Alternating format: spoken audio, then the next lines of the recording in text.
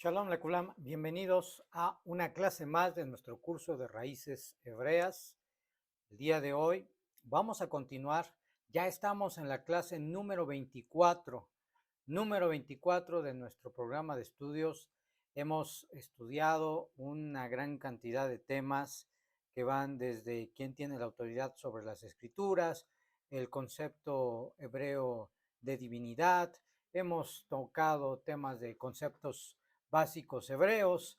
Hemos hablado también acerca de el nacimiento virginal. Hemos hablado el tema, por ejemplo, de el origen hebreo del Nuevo Testamento. Bueno, han sido cantidad de temas. Si usted no ha podido ver todos los temas en orden, le invito a que haga dos cosas. La primera es que nos escriba a nuestro correo electrónico o vaya a la página www.haderech.com, nos deje un comentario, nos deje su número de WhatsApp para que le contactemos y podamos darle seguimiento.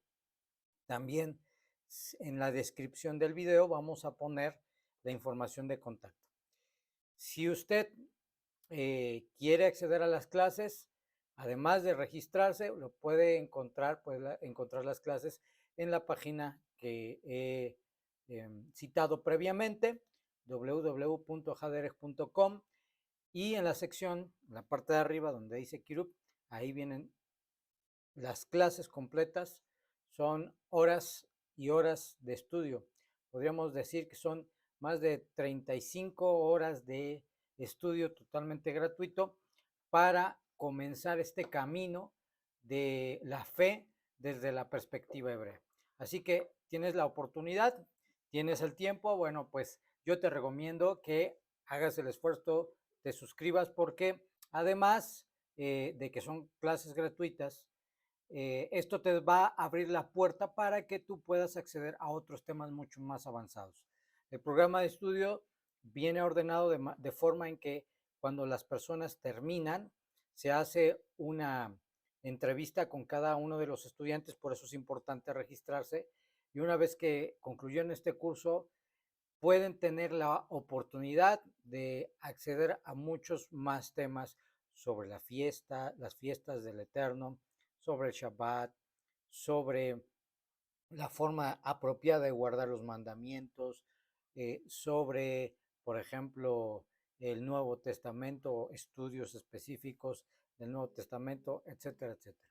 Así que hay mucho, mucho, mucho que podemos estar revisando de las escrituras que vamos a estar analizando.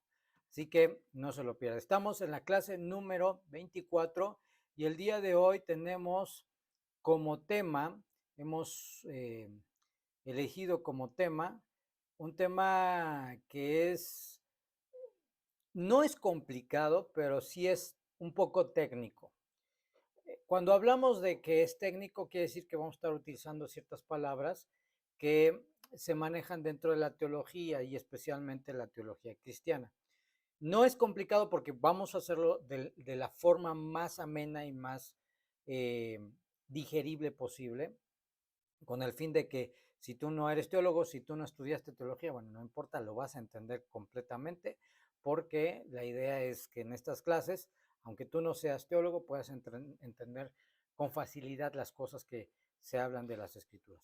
Entonces, en ese sentido, el tema que hoy estamos estudiando es dentro de el subtema enseñanzas cristianas que contradicen las escrituras. Tenemos el tema de teología del reemplazo, las enseñanzas, las doctrinas del reemplazo, o el dispensacionalismo, un sistema teológico de administración e interpretación de las escrituras. Por eso les decía que es un término un poco técnico. Pero bueno, no importa si no lo logras decir fácilmente, no importa.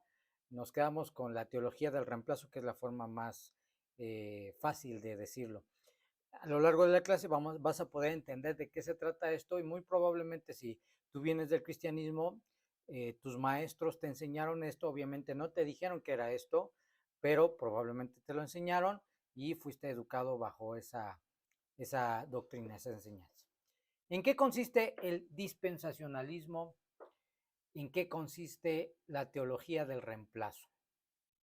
Es un sistema teológico, cristiano, evangélico, que afirma que Dios ha empleado diferentes medios de administración de sus planes en diferentes periodos de la historia humana.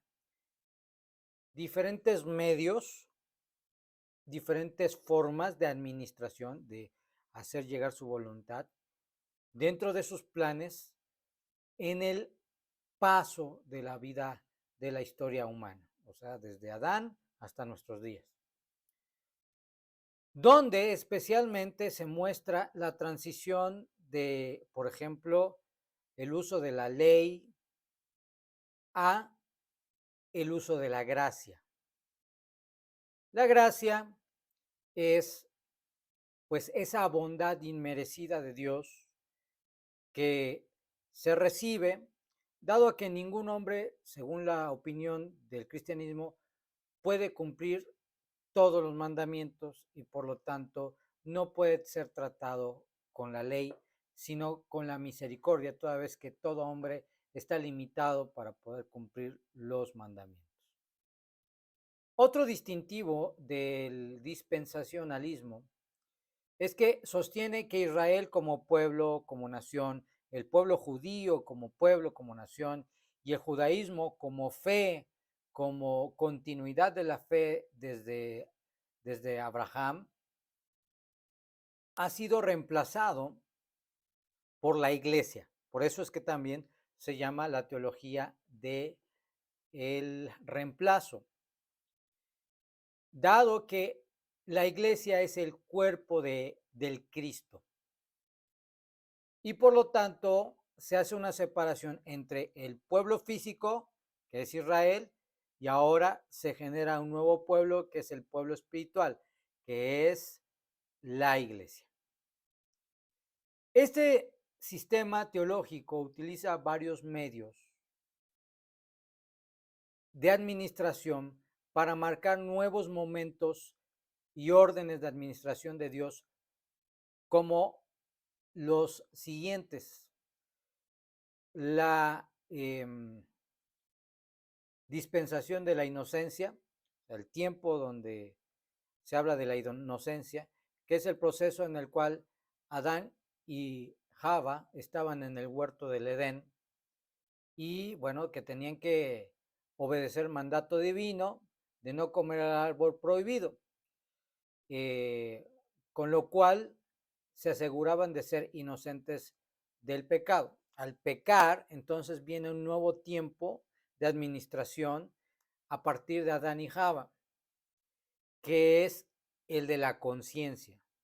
Desde la caída, desde Adán hasta Noé, se mantiene supuestamente en la teología cristiana esta administración y al ser el ser humano tuvo la posibilidad de controlar libremente sus decisiones sobre la base de lo que es su conciencia, lo que la conciencia le indicaba.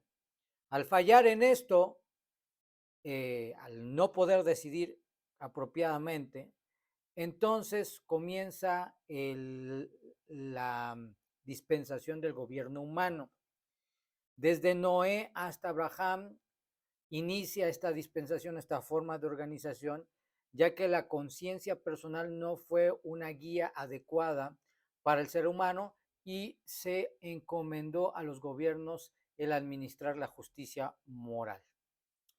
Lo sabemos que también esto falló y al fallar la administración de los gobiernos en su cometido, se da la promesa a Abraham y inicia la administración de la dispensación de la promesa de que Dios le daría a Abraham un pueblo y ese pueblo sería luz a las naciones, etc.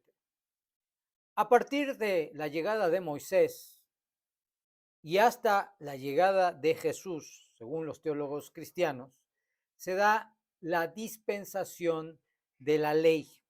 Esto es el tiempo donde Dios administró y organizó el mundo por medio de la aplicación de la ley de Moisés.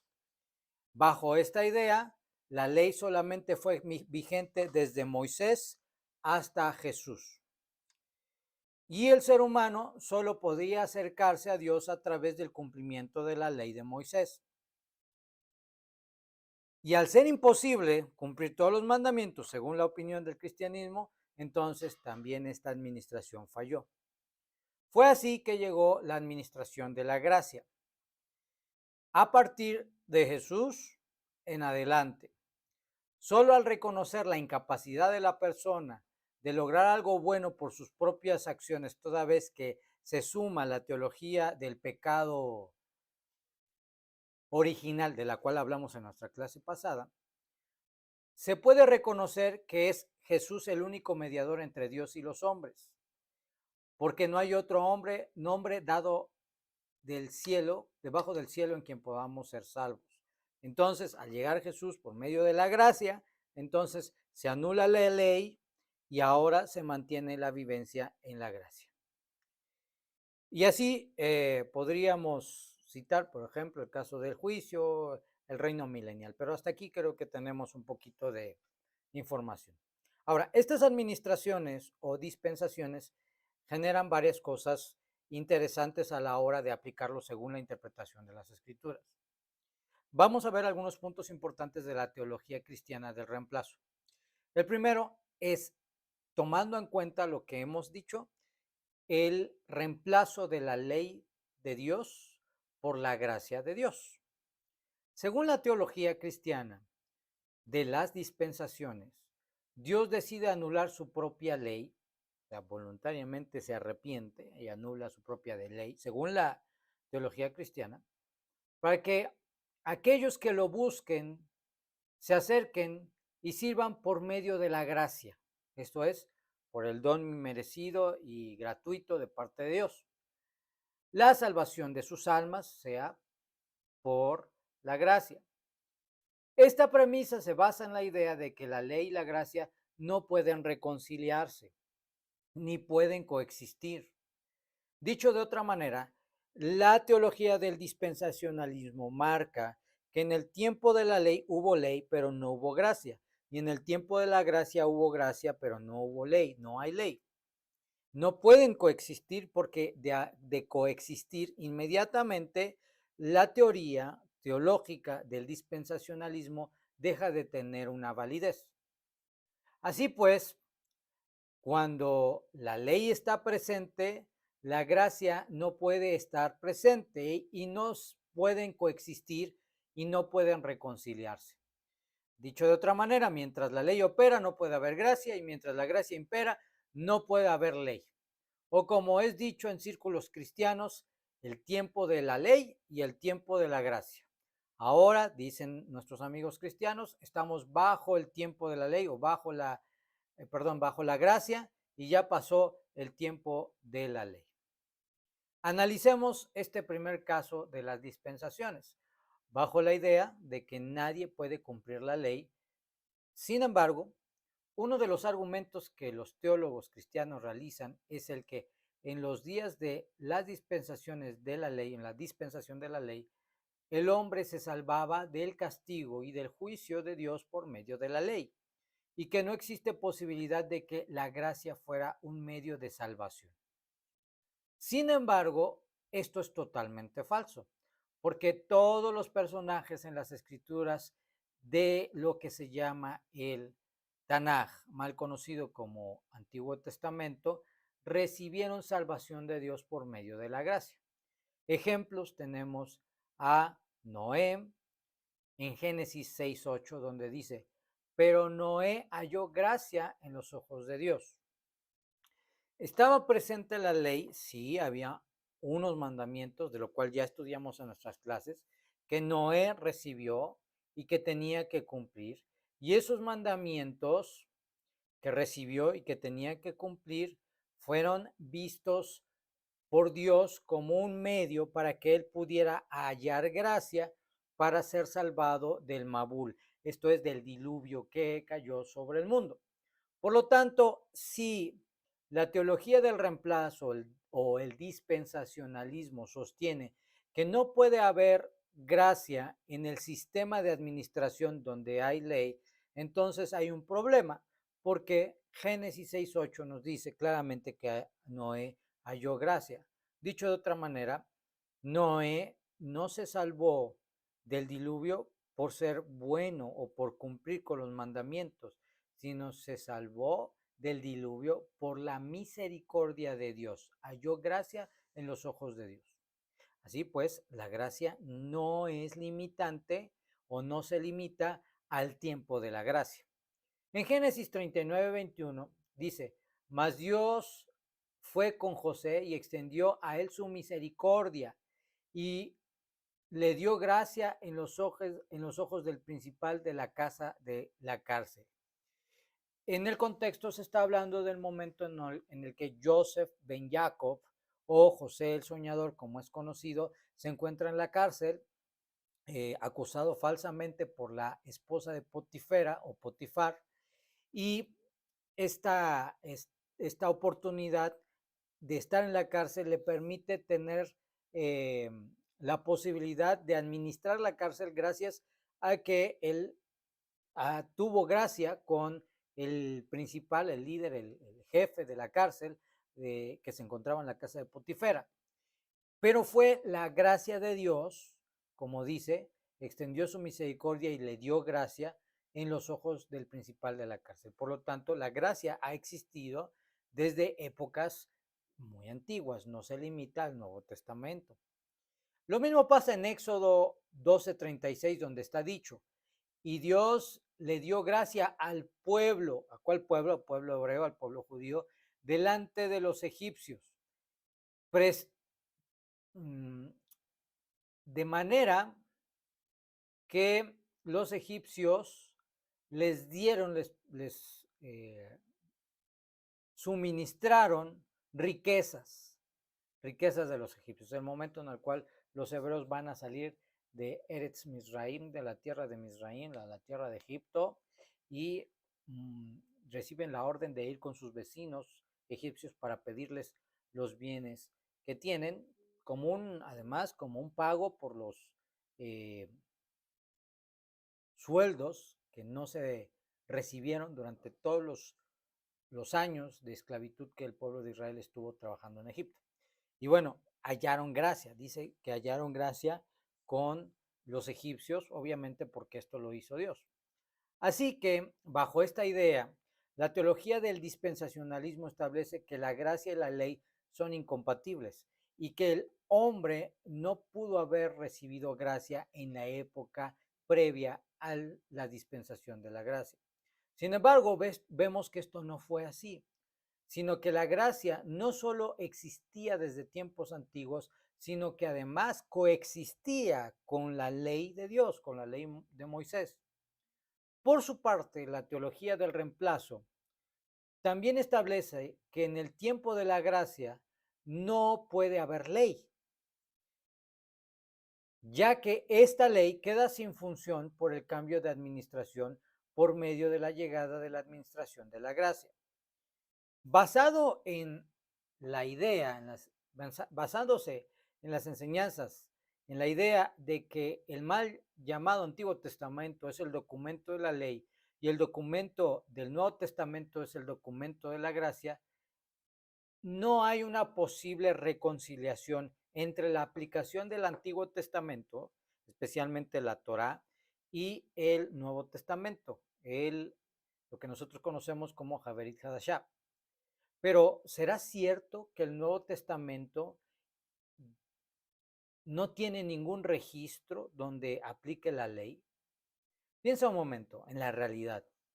Si no hubiese leyes, independientemente de la procuración de justicia, que haya jueces, policías, una administración de procuración de justicia eficiente, independientemente de esto en las naciones, si no hubiese una ley, entonces no habría un delito. Y al no haber un delito, no puede haber una acusación y por lo tanto una culpabilidad. De la misma manera, si no hay un mandamiento, una ley que determine y delinee qué está permitido y qué no está permitido, entonces no podría haber un crimen, no podría haber pecado. Pero el pecado existe gracias a que existe la ley. Podemos decir lo siguiente: no penséis, dice el maestro, no penséis que he venido para abrogar la ley o los profetas. Fíjese, lo está diciendo Yeshua. Nuestros amigos cristianos lo conocen como Jesús. No penséis que he venido para abrogar la ley o los profetas. No he venido para abrogar la ley, sino para cumplirla apropiadamente, porque a la verdad os digo que hasta que pase el cielo y la tierra, ni una yud, ni un adorno de la ley pasarán hasta que todo sea cumplido. Hasta que todo sea cumplido. Si se basa la idea de que Jesús vino para quitar la ley, aquí hay un problema muy grande, porque él mismo nos está diciendo, Yeshua, el personaje histórico, nos está diciendo que él no vino para quitar, para abrogar la ley, porque él sabe que es necesario que exista la ley, los mandamientos, para definir lo que es luz y lo que es tinieblas, lo que es santidad de lo que es pecado, porque si no hay ley, no se puede definir. En las escrituras, especialmente en el Nuevo Testamento, encontramos muchos registros, obviamente citas del Tanaj, del mal llamado Antiguo Testamento, y especialmente los mandamientos. Por ejemplo, el mandamiento conocido dentro de Hazeret Hadibrot, las 10 palabras como no tendrás dioses ajenos delante de mí, de Éxodo 23, está registrado en Marcos 12, 29, 30. Y Yeshua les respondió, el primer mandamiento de todos es, oye Israel, el Señor nuestro Dios, el Señor uno es. Llamarás a tu Dios con todo tu corazón, con toda tu alma y con toda tu mente y con todas tus fuerzas. Este es el principal mandamiento. Una cita también de lo que está en Deuteronomio 6:4. La pregunta es, si Jesús está abrogando los mandamientos, estableciendo una nueva religión y estableciendo una nueva forma de administración, ¿por qué razón cita el mal llamado Antiguo Testamento? La razón es muy sencilla, porque Yeshua nunca tuvo la intención ni de abrogar los mandamientos, ni de pensar que la gracia sustituiría a la ley, ni que la ley sustituiría a la gracia, sino que ambas cosas coexisten desde épocas muy antiguas registradas en las escrituras. Por lo tanto, Yeshua cita aquí un pasaje de los mandamientos dados por medio de Moisés. Otro caso, por ejemplo, es el de Éxodo 24 al 6, donde dice, no te harás imagen, ídolo, ni ninguna semejanza de lo que hay arriba, ni hay abajo, etc. En Efesios 5, 5 al 6 dice, porque sabéis esto, que ningún fornicario, inmundo, avaro, idólatra, tiene herencia en el reino de los cielos. Nadie os engañe con vanas palabras, porque por estas cosas viene la ira de Dios sobre los hijos de desobediencia. Ahora, ¿qué va a obedecer la iglesia?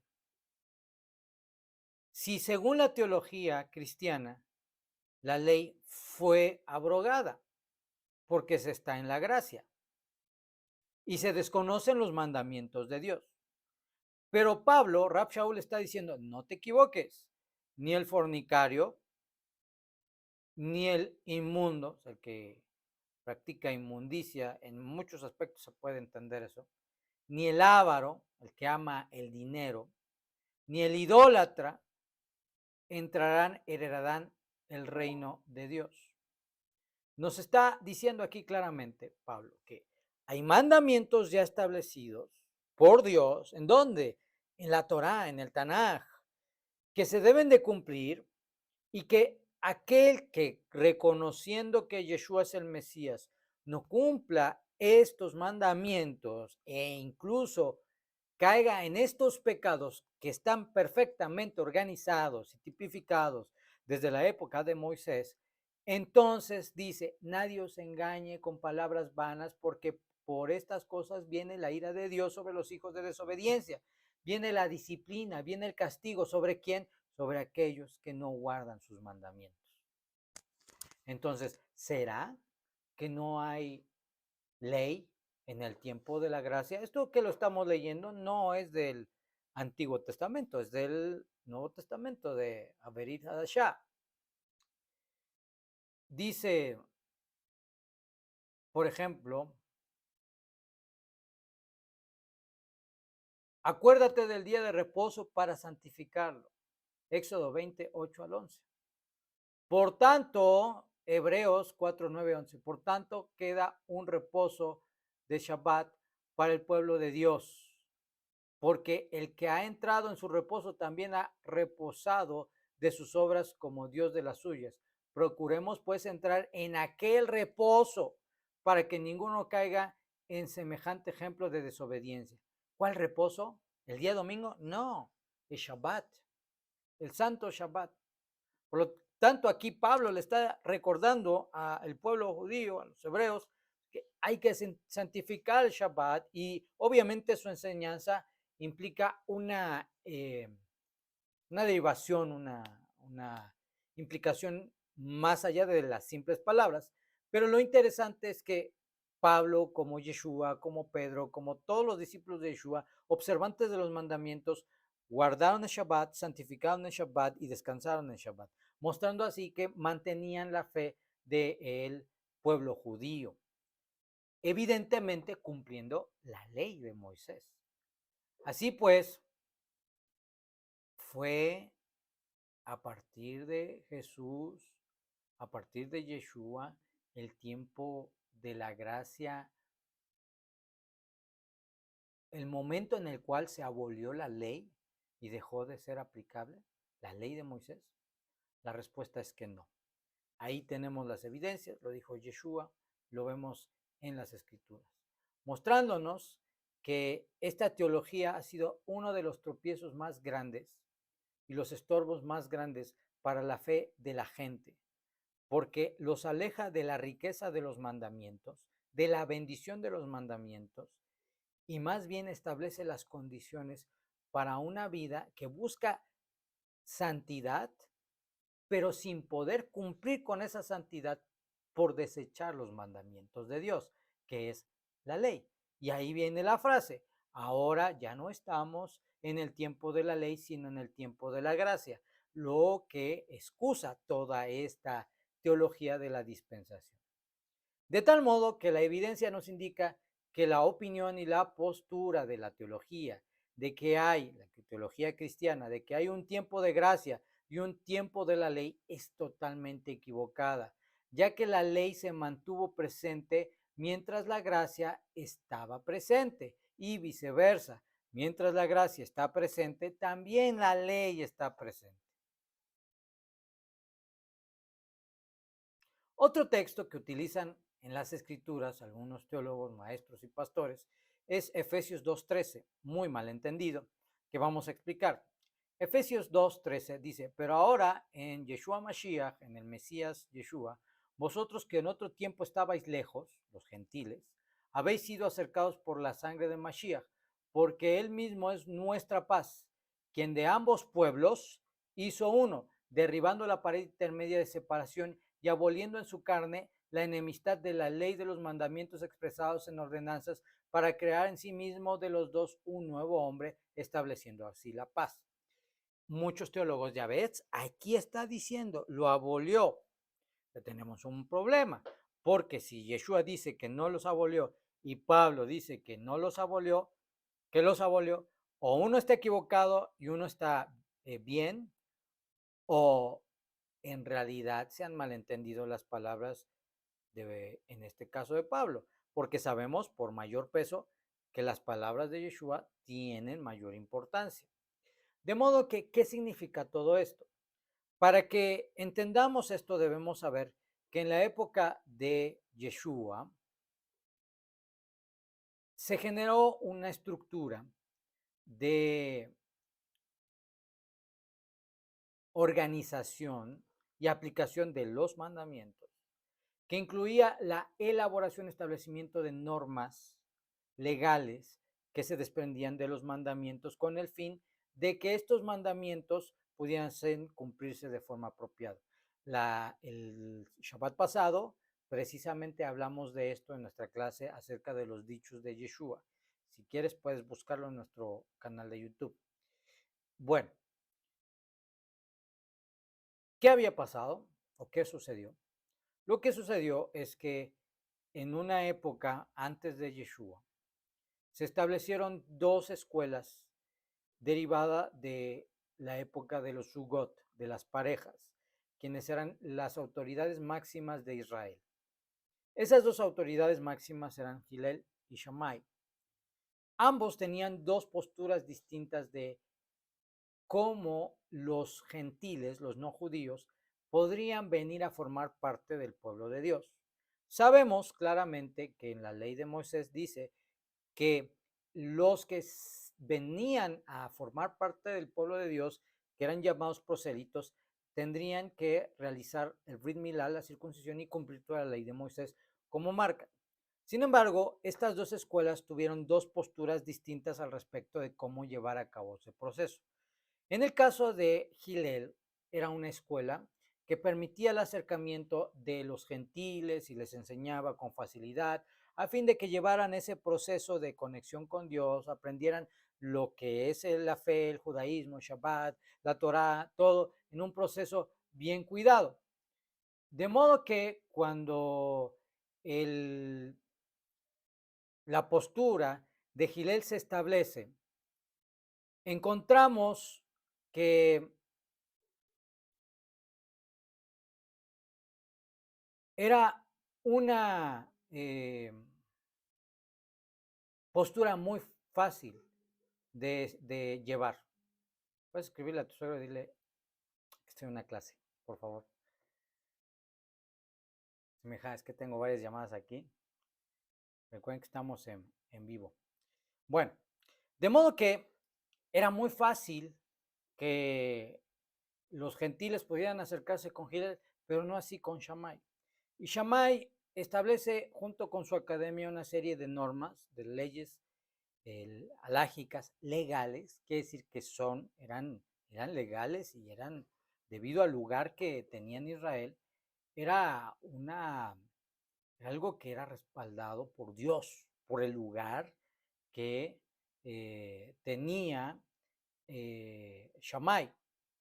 Y entonces Shammai vino a establecer un montón de cercos de protección que más que acercar a los gentiles, hacía dificilísimo que los gentiles pudiesen venir a formar parte del pueblo de Dios. Al establecer legalmente eso delante de la Corte de Justicia, eso fue válido, totalmente ilegal. No los mandamientos, sino se trata de normas de procedimiento para incorporar a los gentiles. Eso es. Y entonces ahora sí leemos Efesios 2:13, pero ahora en Mashiach Yeshua, vosotros que en otro tiempo estabais lejos, habéis sido acercados por la sangre de Mashiach, porque Él mismo es nuestra paz, quien de ambos pueblos, judíos y gentiles, hizo uno, nos unió, derribando la pared intermedia de separación, no los mandamientos de Dios, aboliendo en su carne la enemistad, la ley de los mandamientos expresados en ordenanzas, la ley de los mandamientos expresados en ordenanzas, los cercos de protección que pusieron las autoridades judías para que los gentiles no pudiesen entrar con facilidad a la fe. Porque no está hablando de los mandamientos, sino está hablando de eso. En otra clase podremos hablar mucho más de esta parte.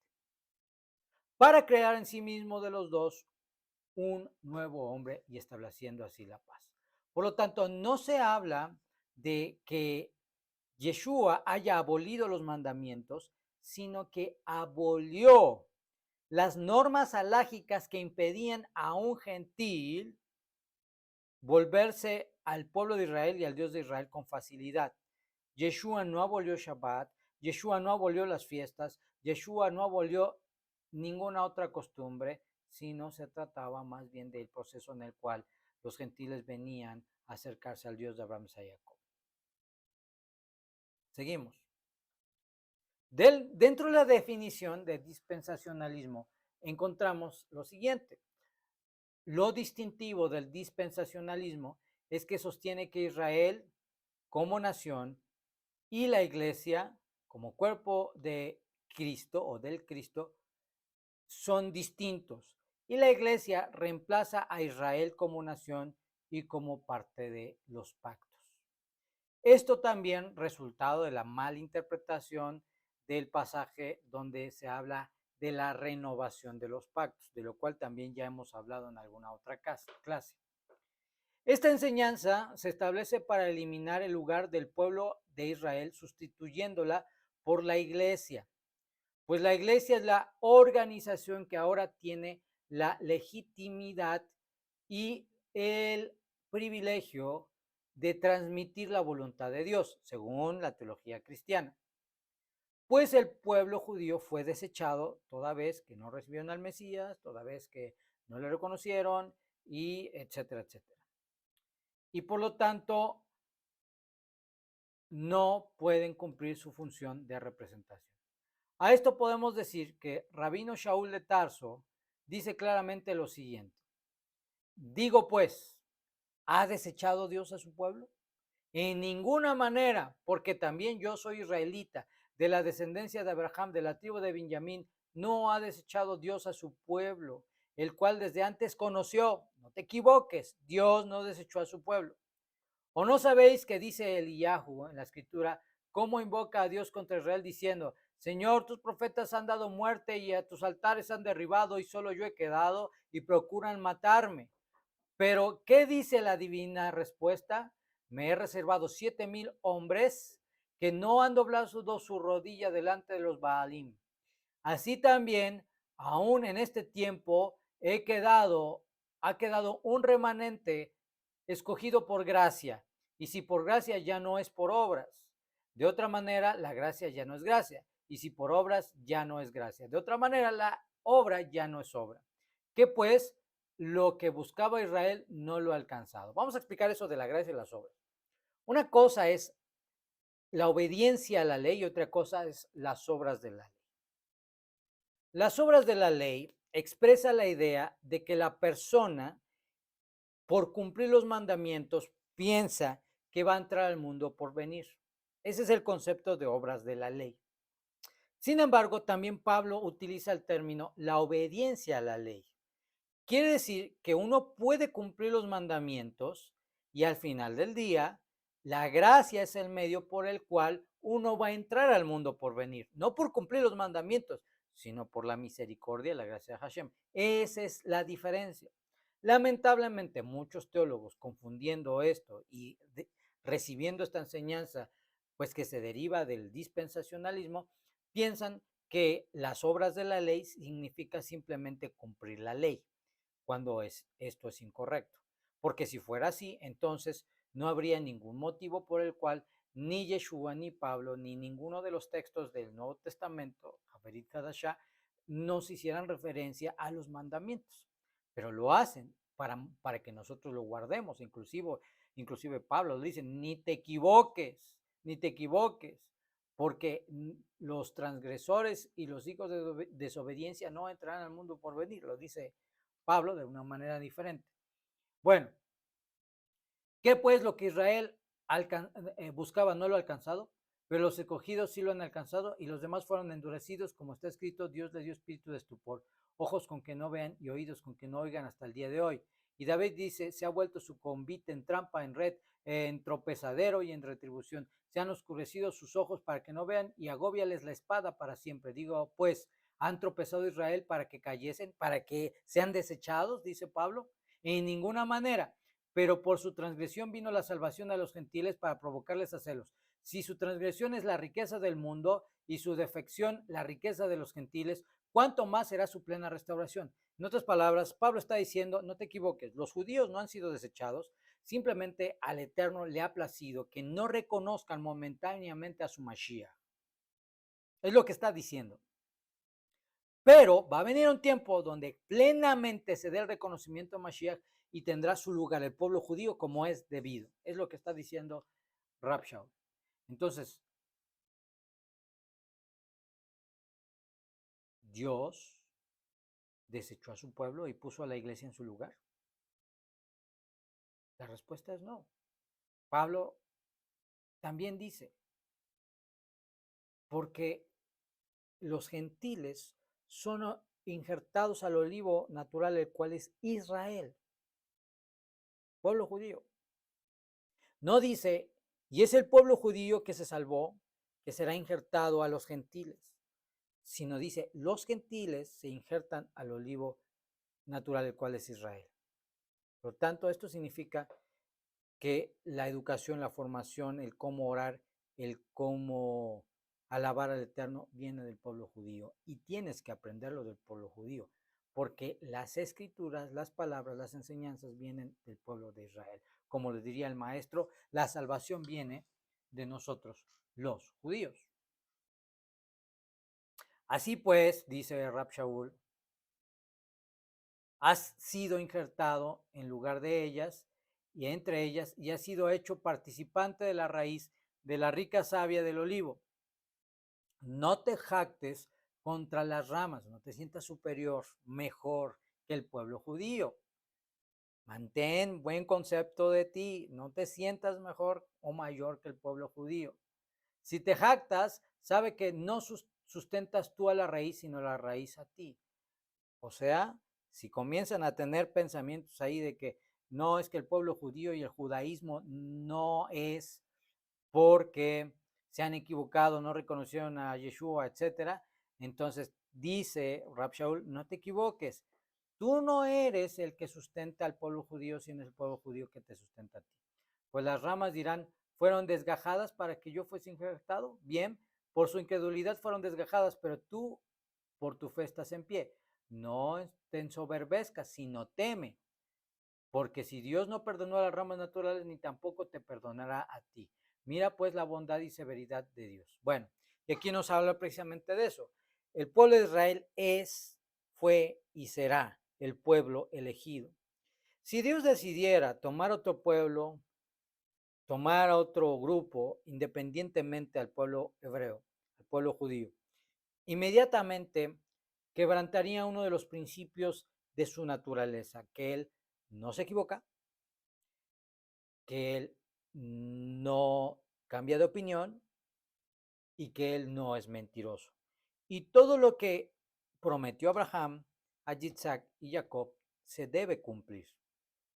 Que Abraham sería bendición para las naciones, como está escrito en Bereshit, en Génesis. Por lo tanto, por lo tanto, la iglesia no puede, no debe pasar por su mente la idea de suplantar al pueblo de Israel. Ahora, hay más que decir al respecto de la iglesia. Respecto a la palabra iglesia, esta no hace referencia a un nuevo grupo creado a partir de Jesús, sino resulta ser que la palabra iglesia hace referencia al pueblo de Israel. Lo primero que debemos decir es que esta palabra, que es griega, que tiene origen griego, eclesia, era usada para referirse a una reunión política de entrada, antes del uso que se le dio en las traducciones de las escrituras. La segunda cosa importante es que la versión de la Septuaginta, que es una traducción del Tanaj, del mal llamado Antiguo Testamento, del hebreo al griego, utiliza en varias partes de las escrituras el término eclesía para hacer referencia a la palabra cajal en hebreo. Y cajal es el pueblo, la comunidad de Dios. De modo que el primer registro, mucho antes de que se utilizara para hablar de la iglesia como en el Nuevo Testamento, se hace respecto al pueblo judío como la eclesia, la iglesia. Tú lo puedes corroborar con una versión de la Septuaginta. Bueno, por lo tanto, ni la iglesia hace referencia a un grupo distinto al pueblo de Israel, y además la palabra, que es griega, no logra expresar profundamente lo que es la reunión de los justos. No es sino la palabra hebrea kahal la que le da el sentido completo. Y kahal Israel es la comunidad, el pueblo de Israel. Por lo tanto, como dirían nuestros libros, que nadie os engañe, porque la palabra eclesía ya se usaba desde antes con el pueblo judío. Así que si me preguntan dónde nació la iglesia nació en Éxodo, en el día de la entrega de las 10 palabras o Haseret Hadibrot, cuando Dios mismo tomó al pueblo y confirmó los pactos que había hecho con Abraham, Isaac y Jacob, pactos que no pueden ser abrogados y que aunque el pueblo en algún momento no cumplió, Dios tomó ese pacto, le dio nuevas condiciones con Abraham, Isaac, Jacob, con el pueblo judío, nuevas condiciones que ahora incluían a los creyentes de origen gentil. Y renovó el pacto. No fue un nuevo pacto, sino fue la renovación de ese pacto que ya existía. Recuerden, lo hemos estudiado en nuestras clases, porque nuevo no significa nuevo, sino renovado. Muy bien. ¿Por qué es tan importante la separación de la Iglesia de Israel para la teología del dispensacionalismo?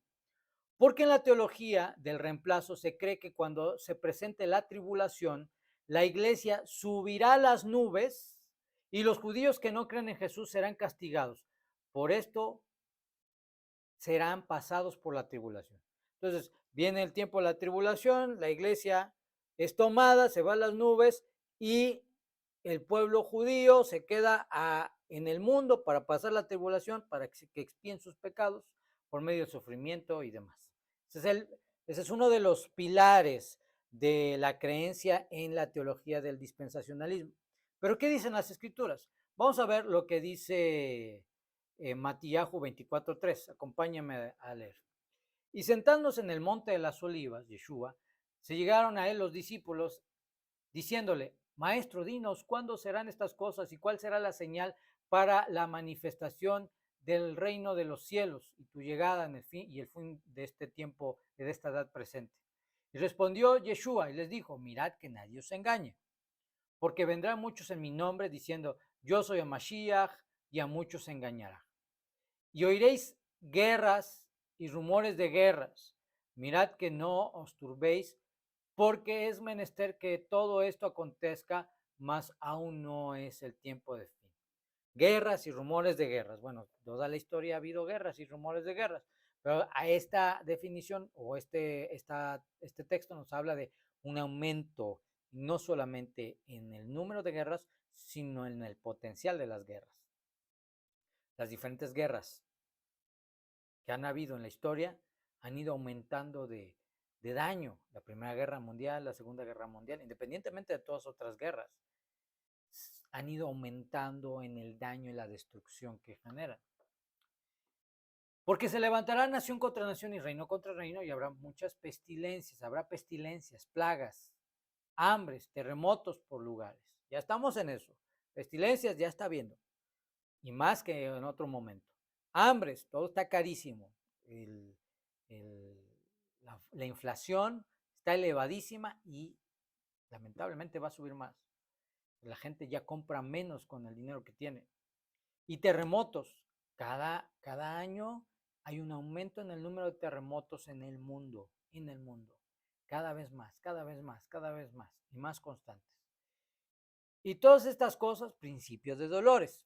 Entonces os entregarán para ser afligidos y os matarán. Fíjese, dice, va a haber guerra, rumores de guerras, hambre. Y ya que vean esto, entonces va a haber una aflicción, porque os entregarán para ser afligidos y os matarán. Según la teología del dispensacionalismo, antes de que le pase nada a la iglesia, Jesús viene y se los lleva a las nubes para que no sufran ningún padecimiento. Sin embargo, el maestro dice claramente, os entregarán para ser afligidos y os matarán y seréis aborrecidos de todas las gentes por causa de mi nombre, de mi identidad de judío, Yeshua, que guarda la Torá, la ley de Moisés y que enseña judaísmo. Y muchos entonces serán escandalizados y se entregarán los unos a los otros y se aborrecerán. Y muchos falsos profetas se levantarán y engañarán a muchos. Y por haberse multiplicado la maldad, la justicia y el amor de muchos se resfriará, se enfriará. Mas el que persevere hasta el fin, este será salvo. Y será predicado este malhut, esta mesorá, esta enseñanza de redención del reino en todo el mundo por testimonio a todos los gentiles, y entonces vendrá el fin. Ya el maestro nos está diciendo, va a haber rumores de guerra, guerras, hambres, pestilencias, terremotos. Y luego de que se aumente todo esto, vendrá una maldad tan terrible que las mismas leyes de las naciones causarán la persecución para aquellos que no estamos de acuerdo con la maldad del hombre. Y dice, serán echados a las cárceles y afligidos y os matarán. ¿Por qué? Porque la forma de pensar de un justo no es de acuerdo al mundo. Y entonces, ahora sí, pero cuando veáis la abominación de desolación que fue dicha por Daniel profeta, que estará en el lugar santo, el que lea entienda, entonces los que están en Judea huyen a los montes, y el que está en el terrado no descienda a tomar algo en su casa, y el que está en el campo no vuelva atrás a tomar sus vestidos. Mas hay de las embarazadas y de las que están criando en aquellos días. Orad pues que vuestra huida no sea en invierno ni en Shabbat, porque habrá entonces grande aflicción. ¿Por qué iba a ser la huida en Shabbat? Obviamente es el día sagrado. Oren para que no sea en invierno ni en Shabbat. Porque habrá entonces grande aflicción, cual nunca ha habido desde el principio del mundo hasta ahora. Y si aquellos días no fuesen acortados, ninguna carne sería salva. Más por causa de los escogidos, aquellos días serán acortados. Entonces, si alguno os dijere, aquí viene el Mashiach, no creáis, porque se levantarán falsos Mashiach y falsos profetas, falsos maestros, y darán señales y grandes prodigios de tal manera que engañarán, si es posible, aún a los escogidos. Y aquí os lo he dicho antes. Así que si os dijeren, aquí está en el desierto, está aquí, está allá, no salgáis, aquí está en aquel edificio, no lo creáis, porque como el relámpago que sale del oriente y se muestra hacia el occidente, así será la venida del Ben Adán. Por donde quiera que estuviera el cuerpo, allí se juntarán las águilas. Las águilas.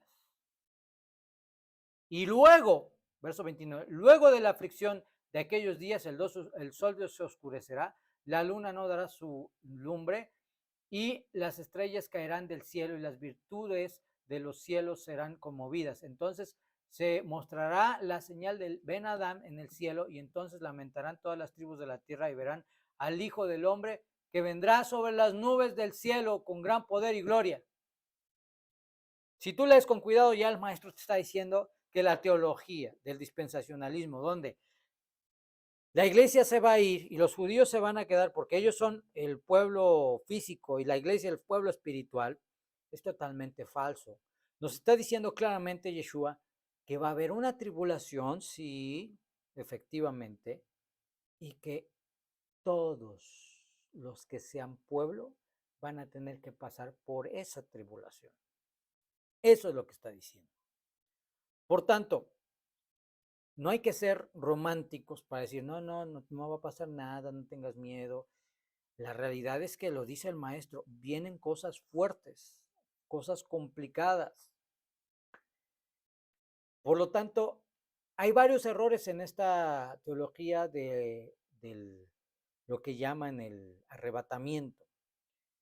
Número uno, que requeriría dos retornos más del maestro, y la escritura solo habla de uno. Que el mismo Yeshua nos da el panorama cronológico de los eventos, y por lo tanto, se habla de los tiempos organizados según lo que dice la profecía de Mashiach.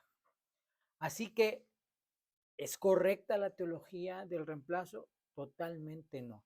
Ni por la dispensación de la gracia, ni por el intento de suplantar la ley, los mandamientos de Dios por la gracia, alejar al creyente de los mandamientos, ni por lo romántico que suena que va a venir el Mesías y se va a llevar a la iglesia y no van a sufrir nada, porque esto es falso. Lo que significa que hay que prepararnos para los días que vienen. Hoy en día, ahora, está surgiendo un nuevo dispensacionalismo, un dispensacionalismo mesiánico. Este resurgimiento de la teología del dispensacionalismo ha cobrado y está cobrando una fuerza y lo vamos a ver con más detenimiento, pero ahora es diferente. Estamos viendo un sincretismo muy raro entre grupos cristianos con maestros cristianos que han adoptado parte de las cosas judías limitadamente, costumbres, tradiciones, la Torá, los mandamientos de Dios, etcétera, pero mantienen todavía la teología católica. Derivado de eso, y al no encontrar lugar ni en la iglesia, ni tampoco en el pueblo judío, se está generando un nuevo dispensacionalismo vestido de ropas judías, pues algunos grupos mesiánicos están manteniendo la creencia de que la iglesia, para buscar una legitimidad, debe ahora estar en el lugar del pueblo judío. Justamente estos días estoy en un grupo de Facebook, y alguien escribió algo así como: ni el judaísmo ni los judíos serán salvos, sino solamente aquellos que creen en Yahshua, algo así. Fíjense, es una declaración muy fuerte. Ni el judaísmo como autoridad, ni los judíos serán salvos.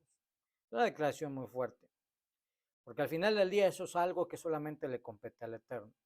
Pero esto está sucediendo porque está habiendo una gran cantidad de grupos mesiánicos que, al no tener un maestro judío que los eduque, que los enseñe, están cayendo en grandes errores. Y entre ellos, nuevamente están tomando la teología del reemplazo para legitimizarse.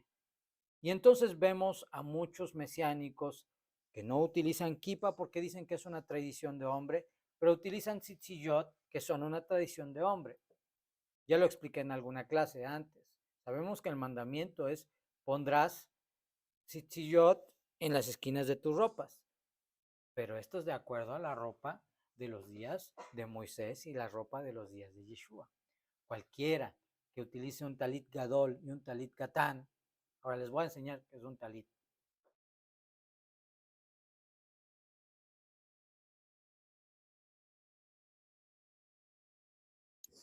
Cualquiera que utilice un manto de oración como este que tengo aquí y se lo pone contento porque dice que está cumpliendo con los mandamientos, pues está también cumpliendo con la tradición judía. ¿Por qué? Porque la Torah dice efectivamente tus ropas de 4 esquinas, pero hoy en día nuestra ropa es muy diferente. Así que hay costumbres, tradiciones. Entonces, está habiendo una gran cantidad de grupos mesiánicos que se encuentran efectivamente con una situación complicada, porque hay muy pocos maestros judíos que creen en Yeshua y que enseñen con amor y que enseñen con apego a los mandamientos y a la costumbre judía, como debe de ser. Por lo tanto, los mesiánicos comienzan a rechazar lo judío,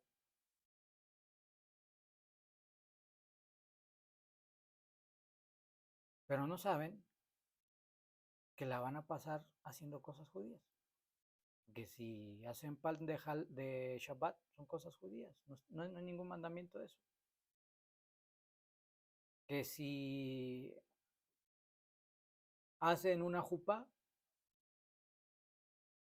es judaísmo. Ahora, si tú, amigo mesiánico, quieres ser radical, pues no hagas pan de Shabbat, no hagas una jupá, no uses talit. No solamente no te pongas kippah, porque ni la jupá, ni el pan de Shabbat, ni el recibimiento de Shabbat, ni la forma en que se celebran las fiestas, ni Hanukkah, ni Purim, vienen dadas por los mandamientos, sino son costumbres judías. Y si tú eres un mesiánico que quiere ser muy ortodoxo en la práctica y apartarte de las tradiciones judías, bueno, tienes que dejar de hacer todo eso. ¿Y con qué te quedas? Con una postura equivocada como la de muchos mesiánicos que se inclinaron al judaísmo caraíta, pensando que Yeshua era caraíta. Una locura, toda vez que Yeshua practicaba cosas que no estaban en los mandamientos e imponía y establecía cosas que no estaban en los mandamientos. O sea, esto está pasando y ahora estos nuevos grupos mesiánicos intentan suplantar al pueblo judío. Cuando lo que necesitan es buscarse un buen maestro judío que cree en Yeshua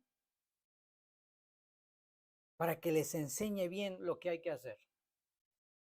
Cuando lo que necesitan es entender la escritura, vendrán hombres de todas las naciones y tomarán del manto a un judío y le dirán, queremos ir contigo, queremos aprender de ti porque sabemos que Dios está con ustedes los judíos. Y entendieran las palabras del maestro, la salvación viene de nosotros los judíos. Ahora, la empresa no es fácil, ciertamente, porque hay muchos judíos que no reconocen a Yeshua y tú acercándote de buen plan, pues los indoctos, inconstantes, terminan negando a Yeshua, estudiando las leyes de Noach simplemente como medio para tener gracia delante de los ojos de los judíos ortodoxos. Y por otro lado, tenemos maestros judíos que pudiesen abrir esta enseñanza, pero prefieren que la gente les pague dinero para que estas verdades sean conocidas.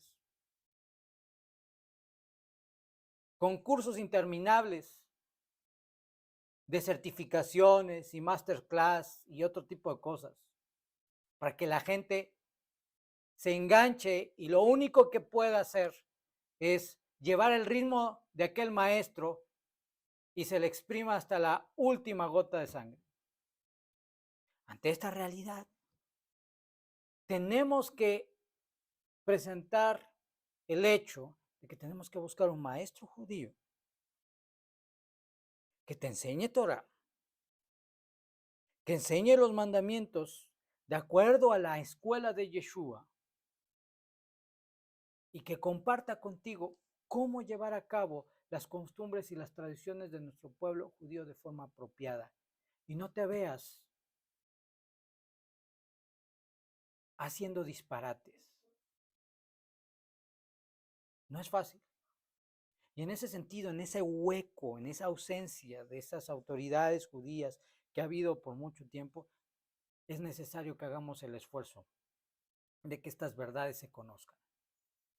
Y de que si tú ya estabas pensando, no, es que yo no puedo pertenecer al pueblo judío, yo creo en la fe hebrea. Es lo mismo, solamente una manera diferente de decirlo. No es que nosotros no somos judíos, nosotros somos israelitas. Hay un círculo ahí y llegas al mismo punto. El Eterno estableció, te guste o no, nos guste o no, al pueblo judío como autoridad. Por eso es tan importante tener un maestro judío. Que no es fácil encontrarlos, no es fácil. Que crean en Yeshua, no es fácil, pero lo podemos hacer.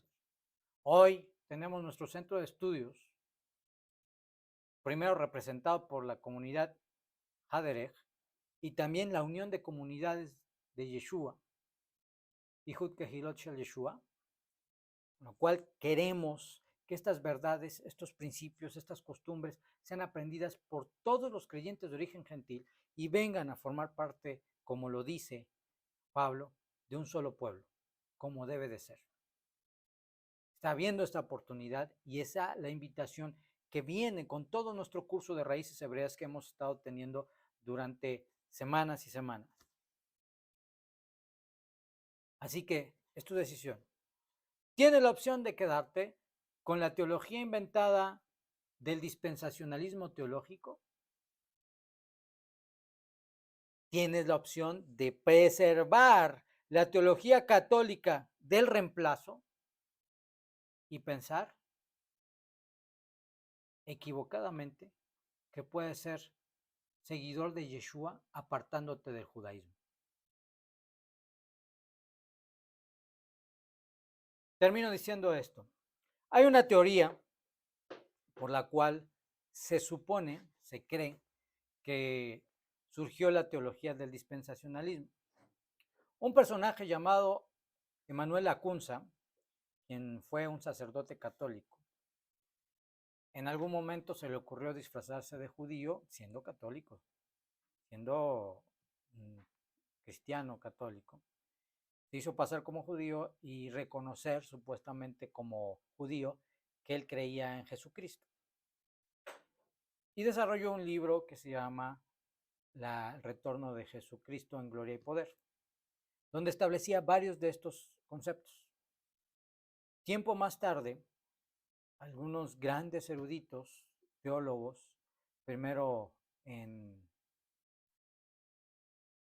en, en, en grandes seminarios, o mejor dicho, en universidades como la Universidad de Oxford, y después en grandes seminarios en Estados Unidos, toman esta información y establecen toda esta teología que incluye la Biblia comentada de Scofield, por supuesto un gran erudito de esta teología que era el mismo Scofield, y otras personalidades que, si bien no son los que presentan esta teología como la teología original suya, sí ellos le dieron una promoción enorme, hasta el punto de que prácticamente toda la teología evangélica se basa en esto. Y esto fue una gran mentira, un gran engaño, que además se puede mostrar primero gracias a las escrituras y segundo gracias a la historia. Así que es tiempo de dejar esas costumbres que no tienen nada que ver con las escrituras, que aceptes la Torah de Dios, los mandamientos de Dios, por supuesto la gracia de Dios por medio de Mashiach, y entonces ahora sí cumplas lo que dice el maestro. No hagáis riquezas en la tierra, hágalos en los cielos. ¿Cómo vamos a hacer riquezas en los cielos? Por medio de los mandamientos, por medio de cada mitzvah que te sea operativa a ti. Que el Dios de Abraham, Isaac y Jacob te alumbre, abra tus ojos para ver, tus oídos para escuchar lo que hemos compartido el día de hoy contigo. Es hora de que conozcas al Dios verdadero, a su Mashiach, su ley, su Torah, por supuesto disfrutando de la gracia del Dios Todopoderoso. Nos vemos en nuestra próxima clase. Shalom Lekulam.